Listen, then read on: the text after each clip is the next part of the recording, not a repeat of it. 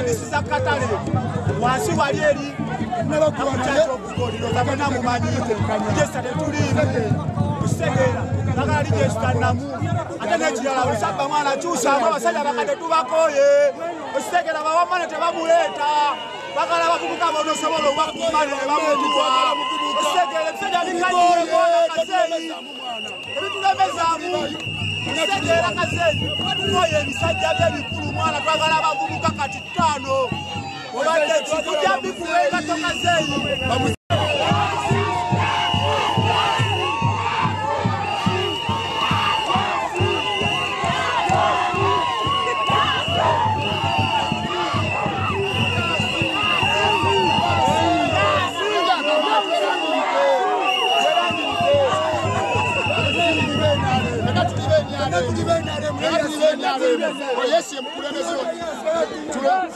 Yasi ko tuloze mukulembeze wafe tuterangirite tumaze yasi mukulembeze wafe owekibira kyenyalemu bena tulibe enyalemu yasi mukulembeze wafe tuterangirite mboze wedde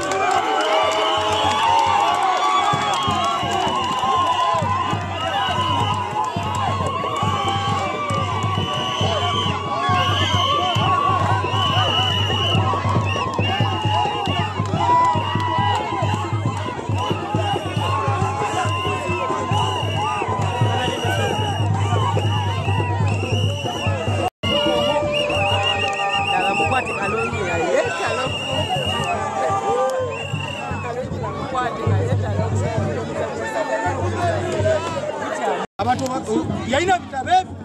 nsekora vanatwala paka wala disi nse naingirira nansa na wala disi ngena atandise okunguyisa mboli wa dipi simanyi oliwo tata otumanyi wa dipi nze ndiwe nale mune mukitabo kati mwendi kakati lwacha abantu baletendaka muntu zaabwe n'abateeka mu butabe ebbali n'atabateeka mu register olw'okuba yali akibaite bamuwagira anoonya kalulu yali agala kuyita wano kozi kino ekyalo si bate kino ekyalo kya bannakazo tulina olulonda kagwake kagutonye oba tuli basatu tugenda lulonda buli ali mu register alonde wano buli muntu yazze amanyi gwasa olulonda lwakitulonda akenaremu akalonde b'olunaku lwa leero chairman w'ekyalo yakatabula wa LC1 complaining addamu bakulu ab'ebyokulondesa nga gwe bayita omwami Gayira ebyokulondesa Nansana municipality netumugamba LC fenga abesimbyewo tetukkiriziganya na bintu biri mu register abantu baffe bagibwamu nga n'obujulizi tubulina nenkola petition nenjikwata nenjikola ki nenjimuwa n'obujulizi bwonna nenkola nenkola ki nembumuwa ne batugamba tulinde ku lunaku luli olw'okulonda ennaku z'omwezi nga mukaaga olunaku olw'okubiri singa tunaazuuka ne tusoma abantu 10 nga tebali mu register nga tebulijjo baregistaringa tugende buli omu mu mugongo gw'omuntu register tutukole ki tubiveeko tuzudde nga abantu baffe tebaliimu bakasoma abantu 30 bonna tebakola ki tebaliimu kyetubadde tusazeewo nga ffe kyetusabye ab'ebyokulondesa nti buli omu agende mu mugongo gw'omuntu gwawulira gwakola ki gwayagala dine badde mbategekeyo olunaku olulala ekyero twagala leero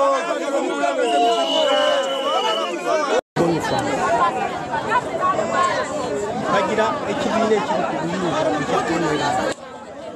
nagenda neneewandiisa era natwala kaadi yange eno mwawanga mbagamba nti mujja kuwandiika amannya mu ngeri embi naye mukufululewa amannya gano nga bwe gali mu kaadi eyo era oli yawandiika n'agakopolo n'awandiika bwe batugamba okuddayo nenzirayo kukekinga nensanga nga kwendi register naye kakati nkomyeyo ku dakiika eno bangamba siriiko simanyi kiki kyebagenderera kubanga kana kalulu kakulonda chairman owa movement ekitundu aliko kati bwe yakola abamu n'agenda ng'abajjamu abantu abamanyi nti si babe n'abalondamu nakola nga amanya ne gatajja ate kati tosobola kungamba omuntu yeesimbyeyo ku bwa chairpersonel ate nga yayitamu ano positive ate nongamba mu registarimu wamuwandiisa oza kubanga talimu tasobola kuja kyetumanyi nti omuntu kwewandiisa aba alina okweronda ate nga mu regista mwamuwandiika kati kijja kite nga bamuwandiika nga niyeesimbawo nga mu registarimu ekyo tugaana ekyo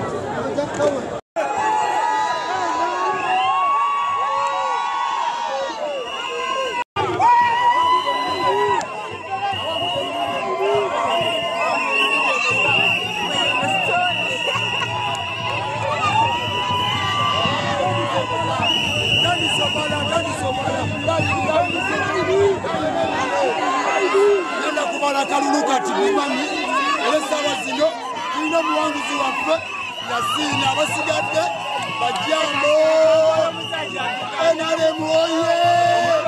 jajja tova ku maini jajja twagala abavubuka bazeeyi bo twabakooye tebalina kye batuyambye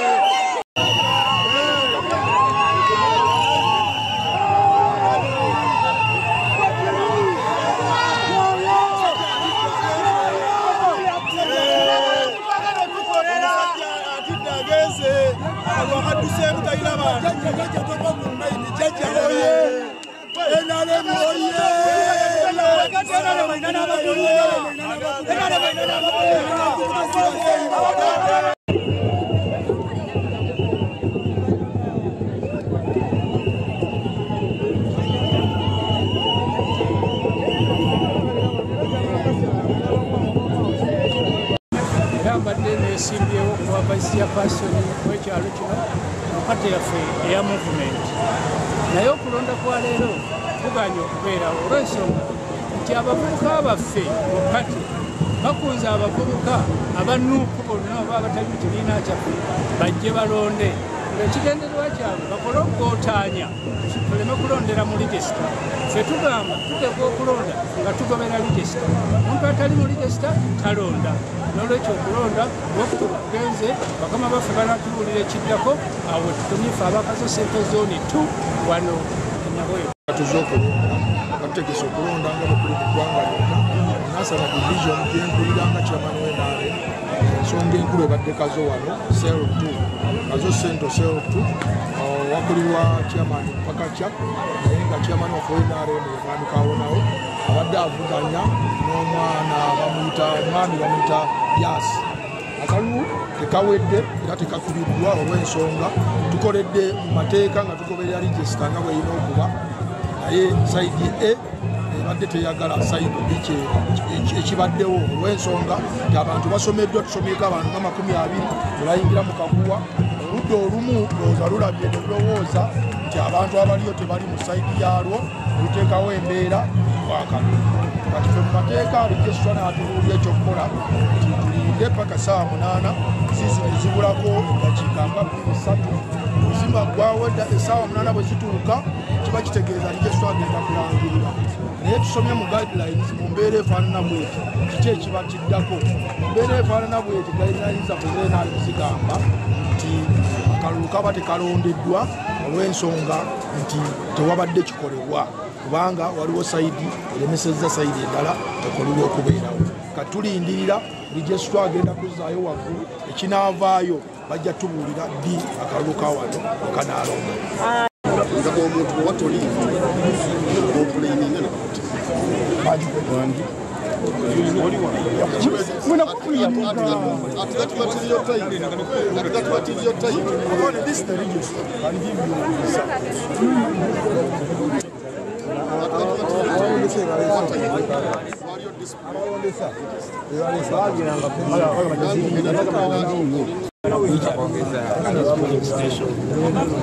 having a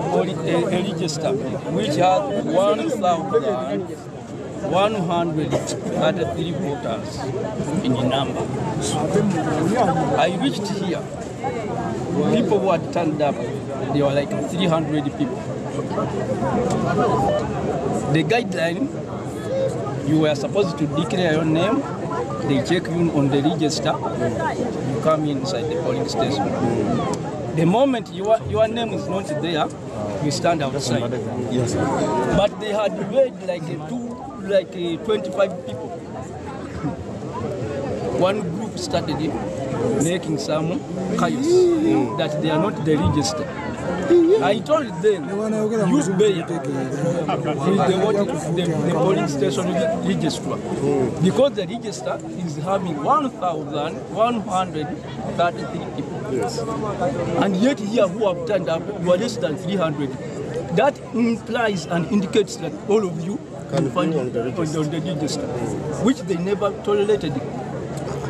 So, as the mandate which I'm given, did you try to find out the why did you suspend the elections? Now, time, we are closing at 2. Yes. They have consumed a lot of their time without listening. Sir, you have come late.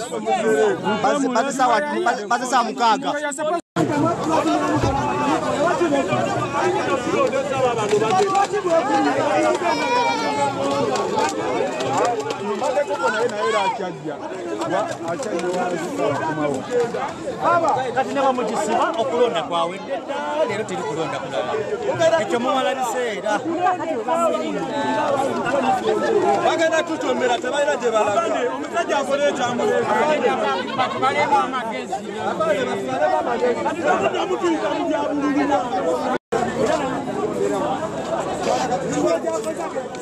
okategedde